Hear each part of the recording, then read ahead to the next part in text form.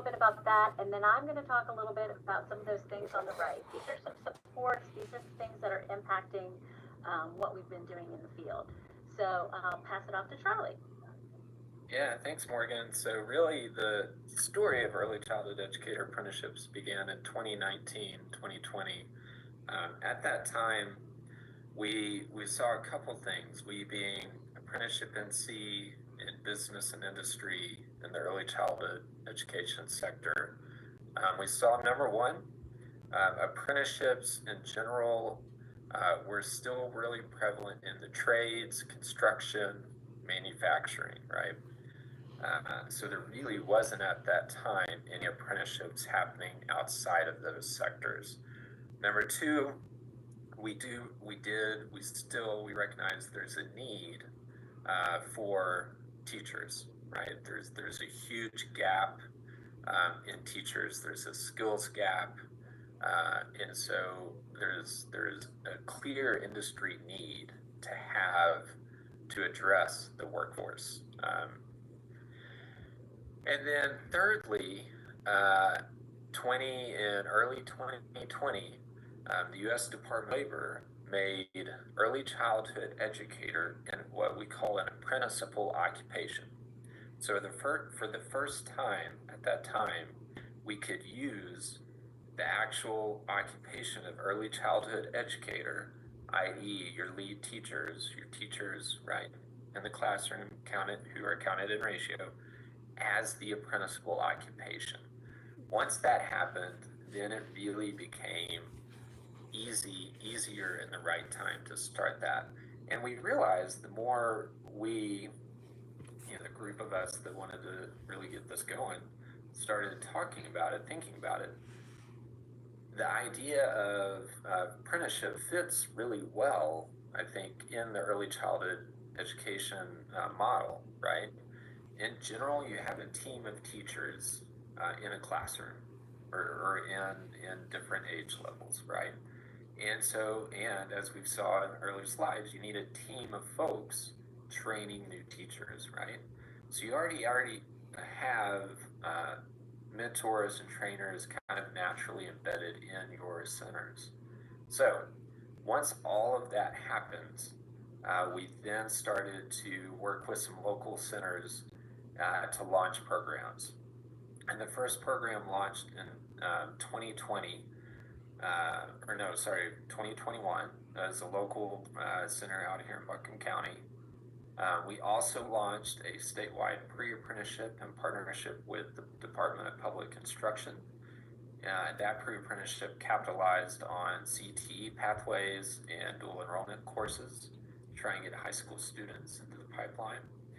We also worked closely back then with the early years to create and launch an apprenticeship-specific scholarship within their suite of Teach scholarships. So that was kind of our kickoff. And then in early 2022, Apprenticeship NC got expansion funding, which really helped drive up the program. So that's the early history.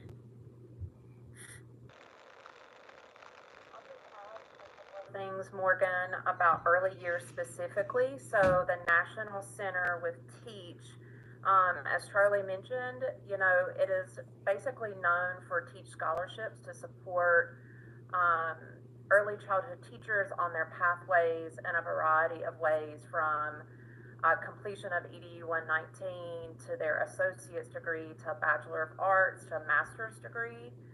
And as that scholarship launched for the apprenticeship model, it really took off because there were a lot of different pockets, I think, moving through our state where there was a true need for that scholarship-based opportunity. And as that continued to grow, I joined early years in September of 24. And that process had already begun to look at a statewide model between our partners with Building Bright Futures and Apprenticeship NC. And then by October of 24 is when early years became a registered statewide model for North Carolina, and that specifically supported the AA degree pathway. The really cool thing about early years is that they're no stranger to apprenticeships, and the national models have worked with several other states to develop apprenticeship programs. So we've really learned from a lot of different states and supporting them that we can make North Carolina's model really strong. And now we are working on our Bachelor of Arts pathways for apprenticeship models. So there's lots of different opportunities to fit your need as you move through apprenticeship. And specifically, like Charlie said earlier, to really work with those who are very interested in making early childhood a career. So you can see a little bit about how this apprenticeship evolved. You can see also two other notations on the left side there. One, Building Bright Futures has been working with the Autism Society of North Carolina to find apprenticeship pathways for adults on the autism spectrum who are high functioning or adults with mild intellectual disabilities. We have been working with one adult on the autism spectrum who she and her employer and the Autism Society has helped us put together a pre-apprenticeship pathway for those individuals. So we talked about high school pre-apprenticeship, but you can have a pre-apprenticeship for other populations. And so for here, we decided a pre-apprenticeship would be a great way to introduce an adult on the spectrum into the classroom, get them comfortable with it, and it went really well. That person has been hired. In fact, she was offered a full-time position, but she decided that part-time was better for her. So it was really successful, and that's something we're hoping to build out in the coming year. You can also see that the director is an apprenticeable occupation, so that's another thing we want to be working on. We want to put those two ideas in your heads, because if that's something you're interested in, reach out and you can help be a part of the development of those. And then I just want to talk about the things on the right side, and we'll go into those a little bit more. We'll talk in more depth with them, but the core components are on the left. These are your core people. They're developing these programs. They're developing some of these pathways. And then on the right side, we have some of these things that have really impacted this journey. Of course, the COVID pandemic. The COVID pandemic happened, and we know what happened to the childcare industry. That was one of the great catalysts for DCDE coming to NCDCE and asking them to create the Building Bright Futures program. And we had our pilot program for 2 years where we worked with as many employers and apprentices as we could. We really talked to and worked with a variety of people. And then that was so successful that the Department of Labor was able to see that we had been working on that. It had been successful. They provided NCDCE with this grant for a program specifically to support pre-apprentices, and that's NC Career Launch, which I'll talk about in a minute. And then, of course, we had the hurricane hit our counties in the West. And so these are all just things to remember. They've really impacted our journey, and they're also going to be huge influences on building up this workforce again and thinking about apprenticeship and how it can support all these different communities. And no matter what's thrown at us, right, apprenticeship's going to help us rebuild. Okay, here's a little bit about where we are now. That's our journey. So when we started out, Charlie can help confirm this to me, but as he said, there were some pre-apprentices starting out, there were some apprentices starting out with some local programs, and now, as of, I think, July, we have 368 early childhood education apprentices currently active. We have 71 who have completed their programs. We currently have 9 pre-apprentices who are active. That number will increase as we go into the school year, and we have 76 who have completed their pre-apprenticeships. And 70 of our 100 North Carolina counties are now served by apprenticeship programs across the state, which is really fantastic. I also wanted to highlight what we've already talked about again. Through our work, we've been able to partner with early years, and they have created statewide programs for an associate degree pathway and a bachelor's degree pathway that may be something that you hadn't heard about before, but it is a statewide program that anyone in North Carolina could take advantage of. Deidre will talk a little bit more about that in a minute, and I mentioned also our statewide autism pathway that we're working on. But I also want to highlight a couple of other things that have been happening. There has been a really big focus, both statewide and federally, on apprenticeship lately. You may have heard that the governor created a task force on childcare and education. It is bipartisan co-chairs. We have a Republican Senator, Jim Bergen, who co-chairs, along with our Lieutenant Governor, Rachel Hunt, who's a Democrat. They have had 3 or 4 meetings so far this year and created a preliminary report that they put out in June. And they are really working to tackle some of these challenges in childcare right now. And apprenticeship is something that they identified as a really good strategy for helping with that. And I'll include some links on our website to that report if you haven't looked at it before. Our Lieutenant Governor, Rachel Hunt, has really made childcare one of her platforms, and she has something called the Future Ready North Carolina plan that you should definitely take a look at. The governor's also, like I said, looking at apprenticeship and workforce, and so he's created a council on workforce and apprenticeships. And so there really is a lot of work happening in the apprenticeship space outside of early childhood right now. I also wanted to mention that Building Bright Futures is part of our North Carolina Partnership for Children's Smart Solutions Catalog. So if you talk to your local Smart Start representative, you might be able to use some of those dollars towards your apprenticeship work. I mentioned our NC Career Launch program is new.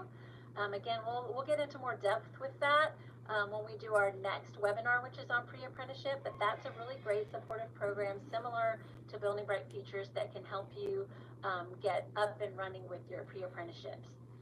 And then just a federal focus, President Trump has written an executive order. I actually saw something come out yesterday. It was a joint report from several of, I think, the Department of Labor, Department of Commerce, and I can't remember, but I haven't even had a chance to look at it. But it's just want you to know that apprenticeship is something, childcare is something that is really being shown a light on lately. So take a look at some of that in all of your free time.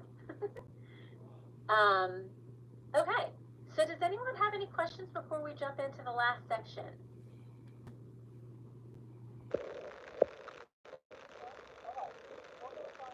Heading into the last few minutes of our apprenticeship. So we talked about, we talked about the basics of apprenticeship. We talked about kind of how it started, how we got where we are. Well, now what are all the supports and resources that are available to you if you're interested in apprenticeship?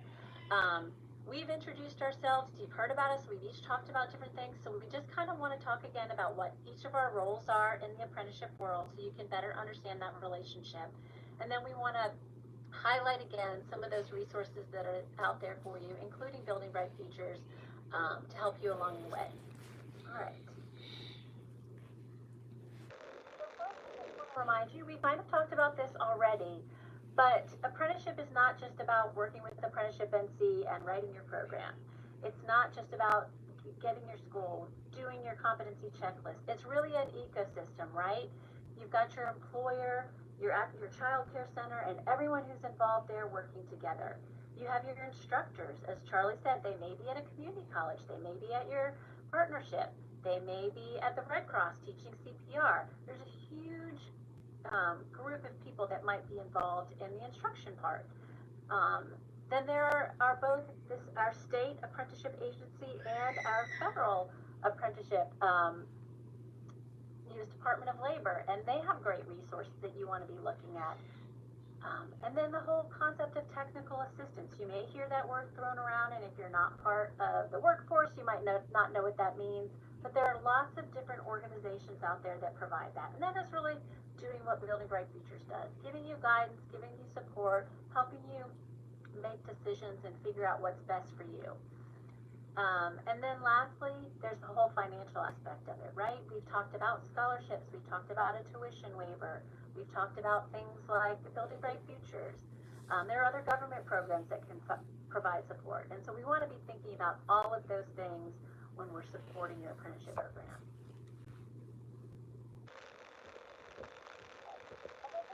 Reminder I want to give about the incentives and supports that are out there.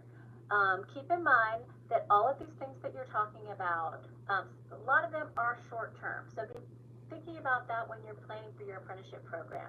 One thing we found with Building Bright Futures pilot was we knew when we put that out there that it may not continue after the end of 2024, or we may have so much response that we're not going to be able to have as much money toward the end of the program as we have at the beginning. But that funding is really wonderful to help you get up and running. We all know that when you're getting started with there's some basic stuff that you need to spend money on to get going, and that's wonderful. But not all of these incentives are necessarily long-term, so keep that in mind. And they don't apply to everyone, right?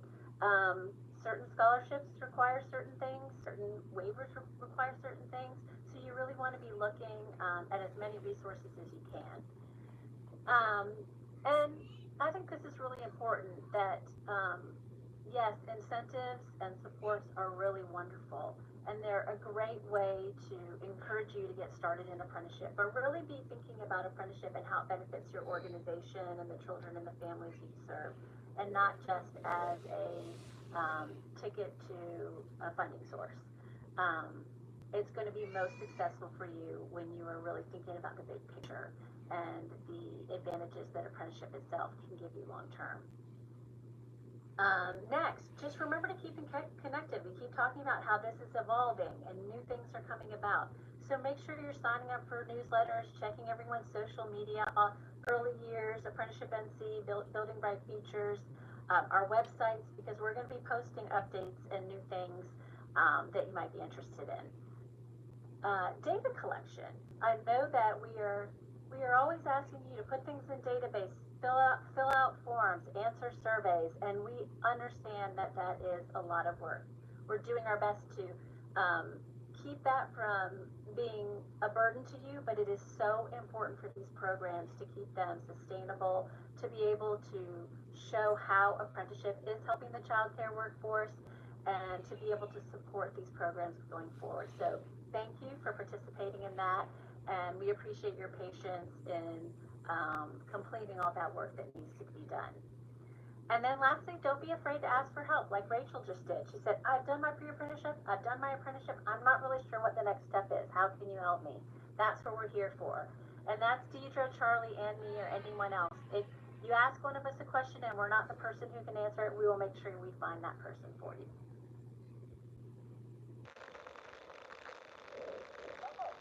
Start out with Building Bright Futures again and NCBCE. Just a reminder of what our role is in apprenticeship.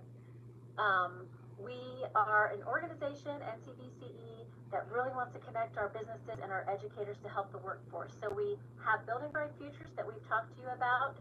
We don't write the programs like Apprenticeship NC does, but we're here to help you figure out how to get started, connect you to the right people. We have a great mentoring community of practice that Early Years helps us with.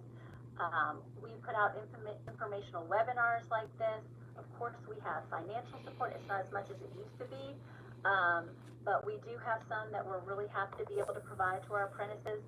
And then we want to continue to create guidance and help create useful resources for you as you participate in your apprenticeship programs.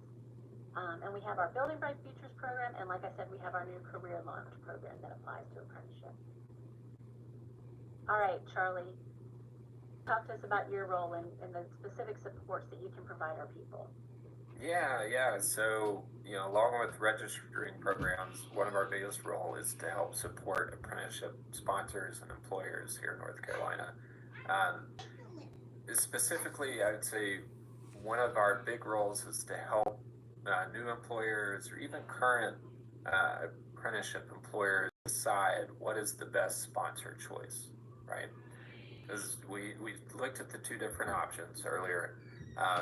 They're two very different options, and there needs to be some good thought into why go with an employer sponsored program or a group sponsored. There are benefits to both. there's pros and cons to both. And so in order to help an employer make the right decision, Apprenticeship NC can really step in and provide some good consultation on that. We also support the sponsors and employers in implementing the programs. We talk through recruitment and marketing strategies, how best to onboard apprentices, how do you keep track of the on-the-job learning, all that good stuff. We coach and participating employers on reasons why. This is a big one, Morgan. I think you said it pretty well, as to the purpose of an apprenticeship program. And employers, apprenticeship is still really new, like Morgan said, right? And we don't know what we don't know. So we at Apprenticeship NC, we do know apprenticeships have been around since the 1930s. So we can really help employers think through why to do apprenticeships and make sure it's the right model or a good tool for them to have. We help employers find resources. We help link them up with Building Bright Futures, early years. Local level could be workforce board, all that good stuff. So I would encourage employers to be in good contact with your local Apprenticeship NC consultant. And I can help you get connected with them as well. So, yeah.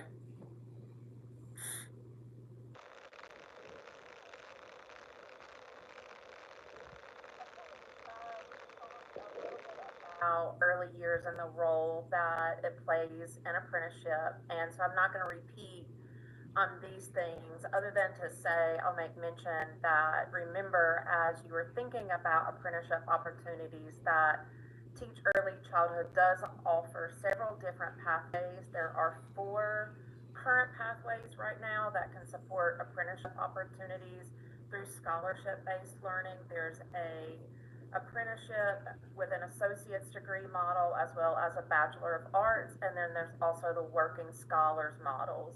A lot of it comes down to release time for participating employers. So I always say to those employers out there that are a little bit leery of maybe checking out those Teach scholarships, that they really need to ask questions before deciding that they're not a good fit. So I would just encourage you to really ask more questions about that, because those scholarships do cover fees, books, and a lot of different courses, and can also support in release time. Next slide, please, Morgan. So with the early years statewide models that I've mentioned, there are lots of benefits to participating with us. We are a group sponsor. I do a lot of the work navigating. Just consider me sort of the coach, the navigator, the guider, the mentor to the mentor, those types of people all rolled up into one, while working with Morgan and Charlie a lot to make sure that we are providing high quality services to our participating employers. I could work with anyone who's a licensed program within North Carolina, and as we do that, I help you get to the point where I acclimate you to the program, meaning I make sure that we offer you onboarding, that I connect you with all of the supports that you may need to get started. I basically take you through step by step by step so that there aren't any pieces missing, and we offer a lot of virtual check-ins and talking through it. There's really no ridiculous question. I get questions all the time about things, and completely happy to walk all through all of that with you, as well as I always tend to learn something myself. So it's always good that we can partner up. We seem to be on the same page, and then we go from there. But there are lots of different opportunities, and I see we're running out of time. So I know I'm going to let Morgan finish up and make sure there aren't any questions. But thank you, Morgan, for having me today. Sure, thanks. Yes, I will jump to our last slide, which is really just kind of summarizing some of the things you've been working on and some of the things that we're thinking about going forward, so you're aware. Just a reminder that we're all here to help educate about apprenticeship and who all the various players are. This is just 3 of us. There are lots of other entities out there who are participating in apprenticeship. I do want you to know that we are part of a group called All Things Apprenticeship. It includes DCDEE, it includes the community college system, it includes the Department of Public Instruction. So we are meeting behind the scenes, connecting, and working on apprenticeship together. And of course, we want to help you with that administrative work, right? You're going in, you have a lot of questions, you heard about what all of our different roles are, and we're all here to help you with that. We also are thinking about including stakeholders with unique needs. And what I mean by that is maybe our family child care homes who have a slightly different way of doing business. Maybe it doesn't fit perfectly into the apprenticeship model, but how can we, think of some unique solutions to help with that? Maybe those of you for which English is not your first language, and you want to be able to have the same opportunities in terms of your instruction as other people. These are all things we're aware of and we want to be working on. We also know that apprenticeship is a rigorous program. You are working full-time or almost full-time. You are going to school, you have your own lives, and we want to do what we can to support you there. We've talked about mentors and how they're such a linchpin for this program, how they're such an important guiding light for our apprentices. And so early years is already working on that, but we want to be able to create more training and support for our mentors on top of the community of practice that we have. Diverse career pathways. We have our associate pathway, we have our bachelor's pathway, we have some of our certificates, our CDA, but we want to be thinking outside that box. We want to be thinking about the director. We want to be thinking maybe about the special education pathway. So if there's anything like that that you're interested, reach out to us and we can start talking to you about that. Collaboration, I kind of mentioned that already, but we have our All Things Apprenticeship group that we're working on, and we're also going to be creating opportunities for you as employers and apprentices to be able to provide your input to that group. And then lastly, just a reminder that we did present a lot of different opportunities to try to help fill in some of those financial gaps that maybe the scholarship doesn't fully cover. So we're here to try to help you find those resources as well.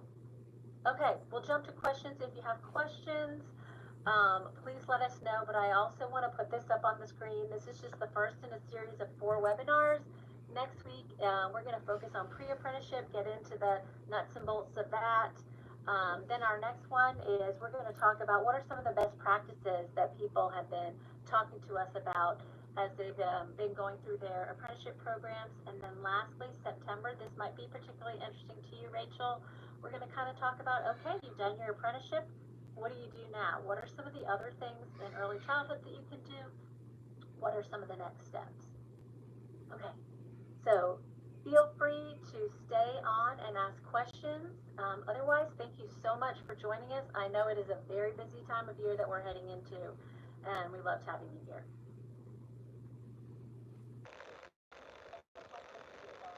For joining us. I feel like we're almost all in one. Like I said, we are always talking all the time, so we're a team. Something real quick. Sure. Oh, thank you so much for this opportunity to invite me to this program. I want to say that I was one of the beneficiary of apprenticeship NC. I had a scholarship of $2,800, and it was a huge support for me and my family. And it helped me a lot when I was about rounding off my apprenticeship program. I used it for childcare. That brings me to my second question. I have applied for childcare association a scholarship for my children because it will help me right now because I'm no longer I'm not working at this moment, and I have much more credit cost to work on. So I need childcare, which will help me do better. I've put in application for a long time now, but I've not gotten it. I've been calling and calling. They give me good response to keep checking back. So I want if my case will be looked upon to enable me take this my 12 credit course unit for this first semester. Yeah. Okay, and this is an application you put into Um, Zoom? childcare scholarship for with early years.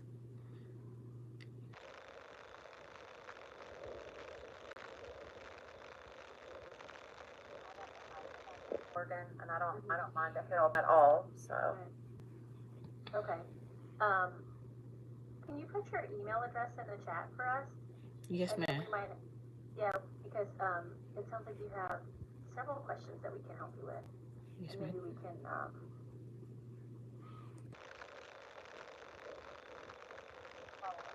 with you on that.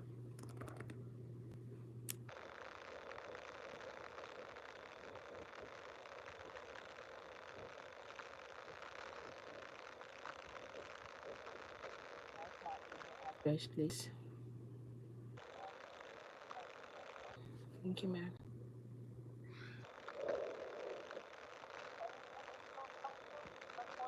Off?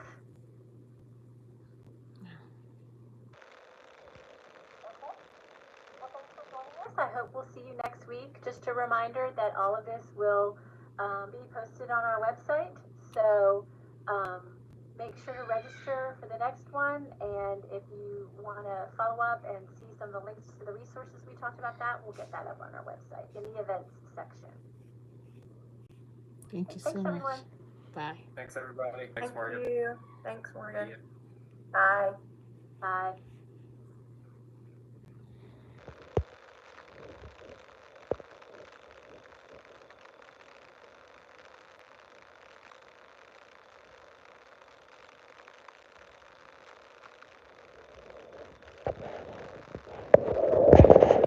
Thank you guys for joining our meeting. Thank you so much for following me on that. How you guys doing? Teacher. I'm a teacher. I'm becoming a teacher because I have my first degree in science laboratory technology from Africa. So I'm studying early childhood education here in the US to get a degree in it and even have a master in it also. So how you doing? How's lunch? I just ate. I just ate my lunch. I ate corn before the meeting started. Yeah. Thank you so much for joining. How you doing? Really? How you doing? Why? Ooh, so I'm getting ready to step out right now. I have other appointments to catch up with. How you doing, guys? Have you had lunch today? Have you had lunch today? Okay. Hope you enjoyed your lunch.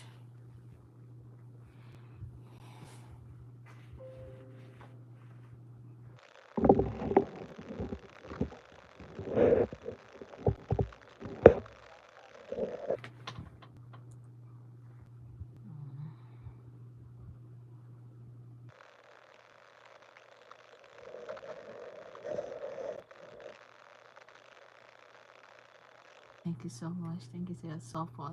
Thank you for your support. Thank you for your support. I do not take it for granted, okay? I do not take it for granted. We all need support, okay? We all need support, like I always say. We support each other in different ways, you know? We support each other in different ways. We support each other in different ways. So never stop asking. You don't know who is there to help you.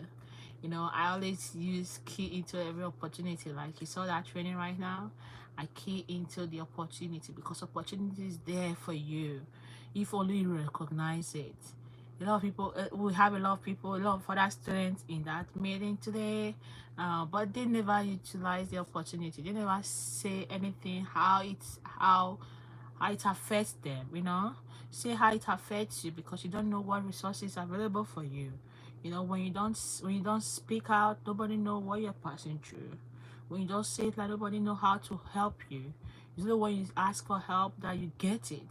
Okay, never be shy to ask any question. For no question is kind of foolish. Okay, no question is kind of foolish. Everybody's there to listen to your story. So always give your story precise and direct. Positively too, okay? Positively. Must put everything nicely. Because it's a nice day. Ooh. I'll be right back, okay?